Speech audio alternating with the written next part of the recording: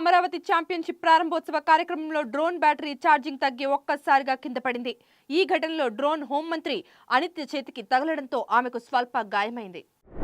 స్వదేశీ పరిజ్ఞానంతో ఆహార భద్రత సాధించడం కీలకమని ఉపరాష్ట్రపతి సిపి రాధాకృష్ణన్ పేర్కొన్నారు. ఏలూరు జిల్లా ముసునూరులో నూతన మొక్కజొన్న వంగడాన్ని ఆవిష్కరించిన ఆయన వ్యవసాయ రంగంలో ఆత్మనిర్భర్ భారత్కు ఇది కీలక ముందడుగని అన్నారు.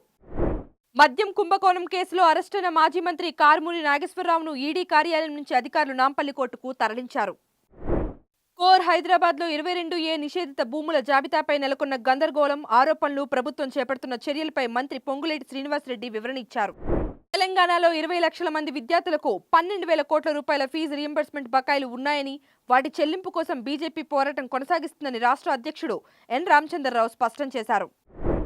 మంత్రి కొండా సురేఖ ఎపిసోడ్పై టీపీసీసీ క్రమశిక్షణ కమిటీ విచారణ వేగవంతం చేసి వీడియో ఆధారాలను పరిశీలిస్తూ కీలక నివేదిక సిద్ధం చేస్తోంది. గచ్చిబౌలిలో 7 అంతస్తుల భవనం కూలి 2 కార్మికులు మృతి చెందిన కేసులో భవన యజమాని సయ్యద్ సాజిద్ను పోలీసులు అరెస్టు చేసి రిమాండ్కు తరలించారు. పంజాబ్లో ట్రాన్స్ఫార్మర్ చోరీకి వెళ్లిన 3 దొంగలు కారు పొలంలోని బురదలో చిక్కుకోవడంతో వారి ప్లాన్ బెడిసికొట్టింది. ముంబైలో లోకల్ ట్రైన్లో ఇనుప కడ్డీలు పట్టుకుని బయటకు వేలాడుతూ యువతి చేసిన ప్రమాదకర ప్రయాణం వీడియో సోషల్ మీడియాలో వైరల్గా మారింది. G7 సదస్సులో మోదీ ట్రంప్ భేటీ సందర్భంగా మీడియా ప్రశ్నలు వద్దని భారత్ కోరిన ట్రంప్ ఆ విషయాన్ని మర్చిపోయి విలేకరుల ప్రశ్నలకు అనుమతించారని అమెరికా రాయబారి సెర్గియో గోర్ వెల్లడించారు. ఉక్రెయిన్పై దాడులను మరింత తీవ్రం చేసేందుకు రష్యా సెప్టెంబర్ ఎన్నికల తర్వాత అదనంగా 3 లక్షల మంది సైనికులను సమీకరించే అవకాశం ఉందని అధ్యక్షుడు జెలెన్స్కీ హెచ్చరించారు.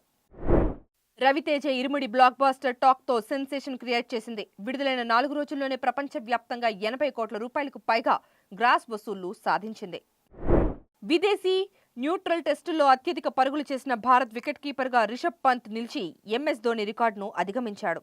Please subscribe to the channel and download the Politicos app from the links in the description.